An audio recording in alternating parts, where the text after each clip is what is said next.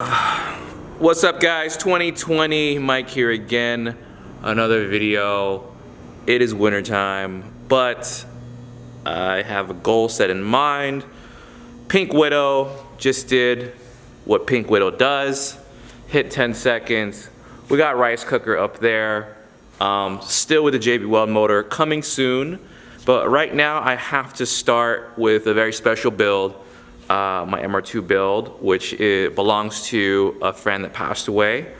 I really felt inclined to finish it for 2020, and I really wanted to set a high bar, high goal for it, just to keep, just keep things pushing, keep things moving, and I want to make it the world's fastest MR2 on the half-mile course. So that's kind of my goal, guys. My goal is to make it the world's fastest MR2. And it's time to get started on it, just because what I was waiting for is a roll cage. So if you guys can see here, hopefully we're going 200 miles an hour. That's nothing to bat an eye at. So we wanted to make sure safety was a main goal in this build. We had to go and purchase a roll cage for this thing. And I'm getting it prepped and ready to, clean it up, get all the gunk out, take and remove what's not needed.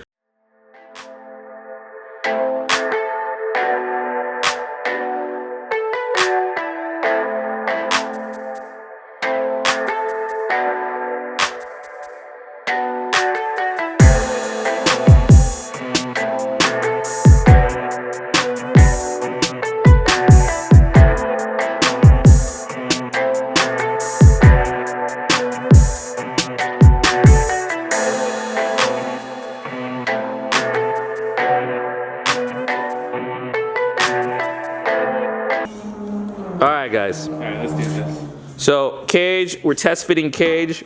We want to see if this thing is kind of, I don't know if it's, they say it's advertised for MR2, but I'm really curious to see if it's like a fit, or is it generic, you know what I mean? Let's find out. Alright. Where do they put it?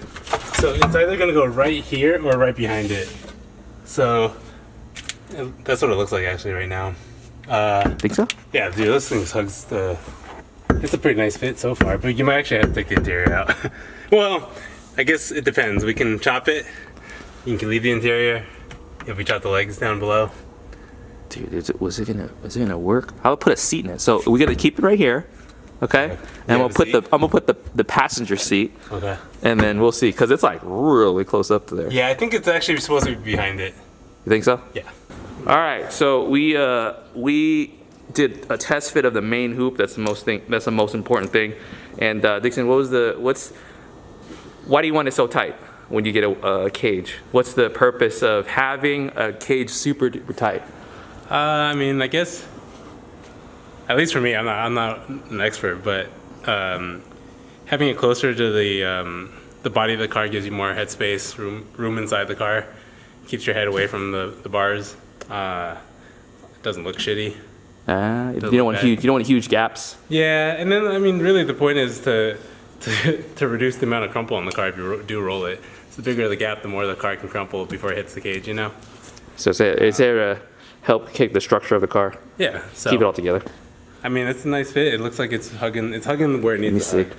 All right, let's look at this cage. Okay, this is a $400 cage from Summit.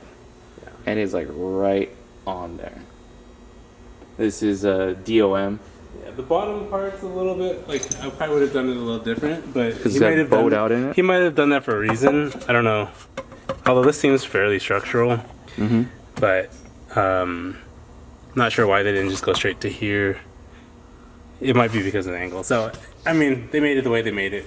I think it looks nice. Like to bend out down to hit there. Yeah, I mean, usually when I do the other cages. Yeah, but it's at a it curves down. Yeah. Like it curves like that. It's like not a flat place. So, I mean, it's not, I think this is the only part that I'm not a big fan of. All right, guys, it is Mike, and I had to call for reinforcements once again with the MR2 build. I had to call on Vegas Boost out here. the local MR2 savant, if I would say so myself. I needed some help stripping the car down to help install the cage, the fuel cell, the parachute. I'm sure I could figure it out by myself, but why when I have friends? Friends like Lewis here, that's willing to have his 20-year knowledge of MR2s. Lending a hand and saying, hey, there's a bolt behind that piece of plastic. You need to remove that first. So we're gonna go ahead and we're gonna strip down the MR2 to make sure we have everything in line in order to mount the roll cage in, mount the parachute in the back, and also the fuel cell in the front. So let's go.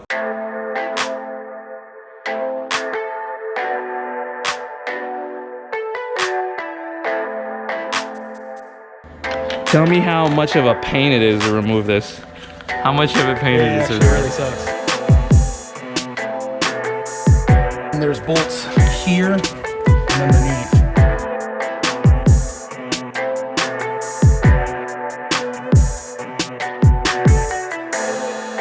You get in there a lot easier. Oh. I can't. So. Stop with the skinny jokes, bro. You'll see when you get underneath it, you'll be like, oh, what the fuck?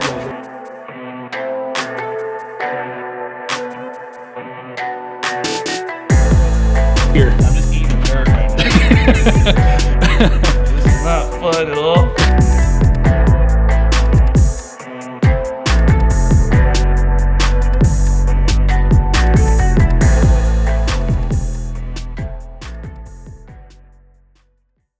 Whew. All right, guys. Bumpers off was excruciatingly hard to do. Told you. Like, I never really want to even put it back on the way it's supposed to be. I'll just zip tie that. I'll go drifter style and zip tie it back on. But we're removing the condenser right now. We don't need. Why don't we need that? Because AC is for bitches. Exactly. This is actually in pretty good condition. You can sell this. Anybody want some AC parts for an MR2? MR2 parts galore. Let's go. This is actually really good. Oh, it's remanufactured. That's why. Oh, this is blah. Oh, you want to take out the radiator? Yeah. So as far as how did you do the heat exchanger? How did you do it? You mounted in front? I mounted it in front. So mine's actually about right here. I see. Did you just mount it to this? Here and if you get rid of this, but you have a little deal here.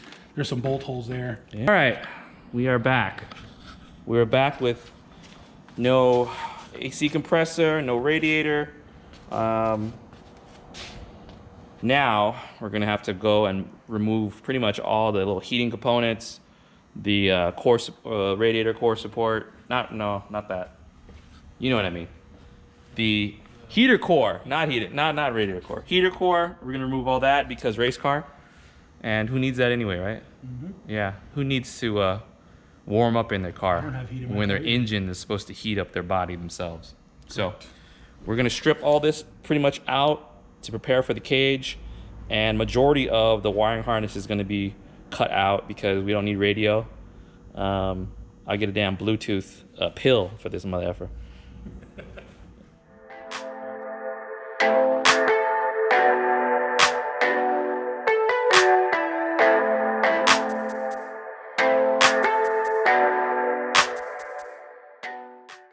There you go, this little graveyard of... What do you think, brother? I mean, the only thing you're going to be using is maybe some reference points from this harness. Yeah, we got it. So basically you could trim down because this is the engine harness tied in with a body harness, and a lot of the stuff here is not going to be needed because the K20 has its own engine harness that's pretty much independent from the body harness. You're gonna need simple things like fuel pump and maybe like tachometer, speedo, VSS for the... Your speedo is gonna be digital anyway because this is a 91 and 91, right? Yeah, it's 91. Okay, so this normally has a gear-driven speedo. Oh, I see. So it's attached to the transmission, so yours is gonna be digital, I'm assuming. Yeah. Yeah, so you don't have to worry about any of that. You really only need like 3 or 4 references. Awesome. And you're good. Awesome. And then we gotta do some slimming in the inside, removing some of the... Dude, that's such a mess. Gosh. Dude, it's losing a lot of weight, brother. This thing's gonna be light. Wiring alone, maybe like 50 pounds. Let's see. Let's double check our work here, guys. Everything has been taken out and stripped.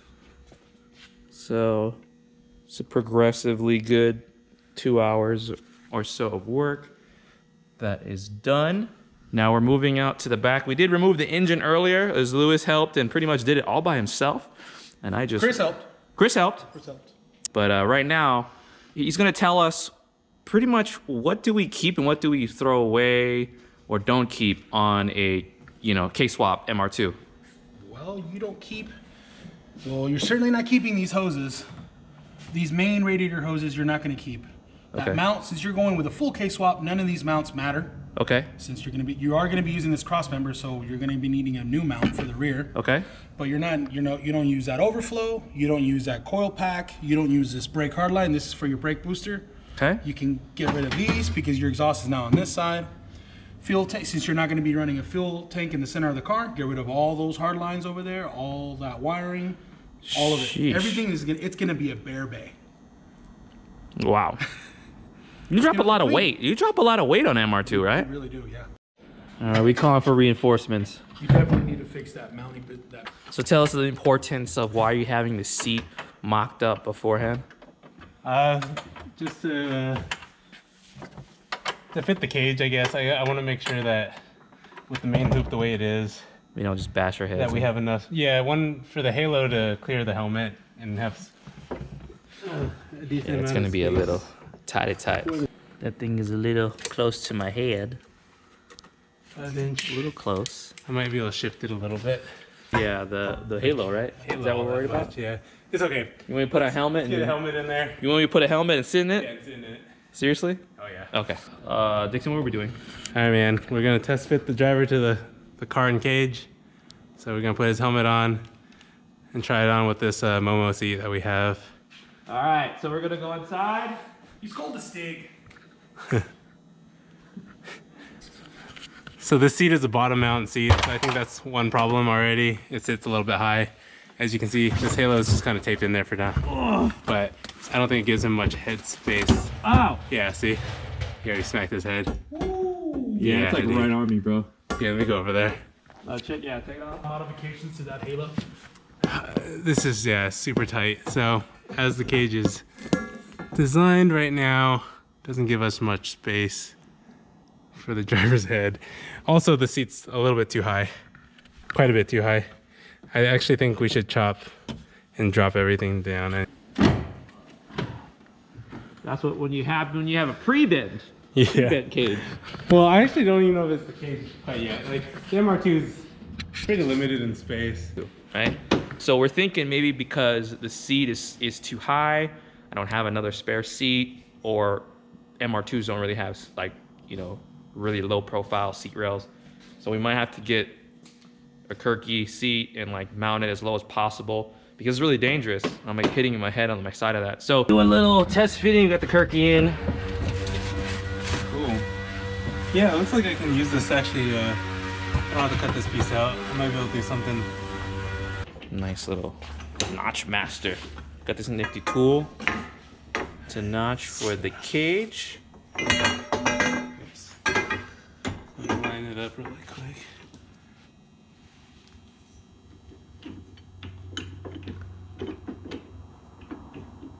Nothing. Does that work as cutting?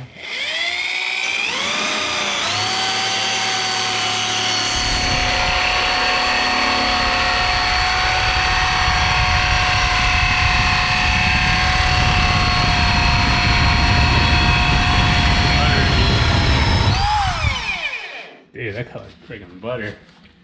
Yeah, we got a hammer drill. Damn, that's nice. Dude, no, it's because like my shitty one, the one Oh, I had before the Harbor moves? Freight, it's Oh, just yeah. like shakes and like moves and cuts like Yeah, this one's so smooth. Of this. poorly. Damn, that cut like butter. Yeah. Holy smokes. Damn, that's nice. Cool. Awesome. Cool tools, man. Notch master.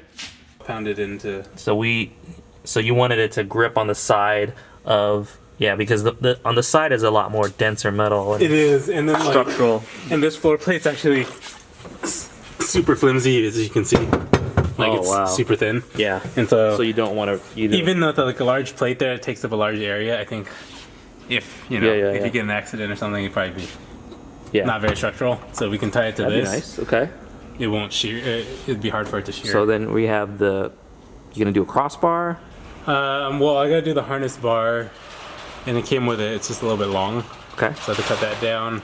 And right now, before I cut the hole on the floor, actually, I want to debating between how I want to tie the main hoop to the rear of the car, because I can do it's easiest, and most people do it right off of this like firewall. Yeah. But the angle is so shallow, which I don't like. That's not good.